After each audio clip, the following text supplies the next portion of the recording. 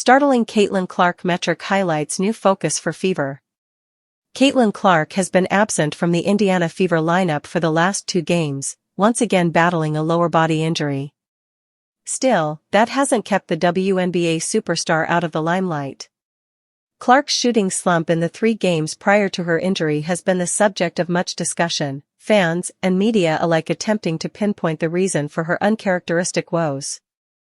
After all, it's not every day one of the game's best shooters struggles to the tune of 1-for-23 from three-point land.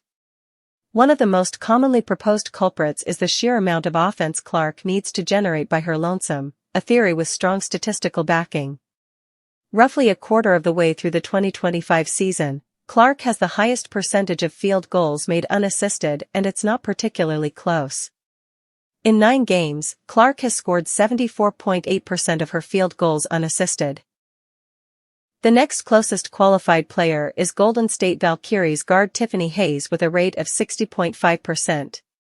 That's a nearly 15% drop from first to second in the WNBA leaderboards. Splitting up the field goals between 2-pointers and 3-pointers, Clark maintains the WNBA lead in both categories. Over half of her 3-pointers, 56.5% to be exact, are unassisted. Meanwhile, 87.5% of her 2-point field goals have come without an assist. Of course, talented playmakers and ball handlers are going to score on their own. Clark would certainly fit that bill, more than capable of creating scoring chances for herself and converting on them. A peek at her Rookie of the Year campaign in 2024 places Clark among the league leaders in unassisted points, scoring 48.4% of her 3-pointers and 85.8% of her 2-pointers without an assist, ultimately finishing second in the WNBA with 66.9% overall. Clearly, this year isn't an aberration.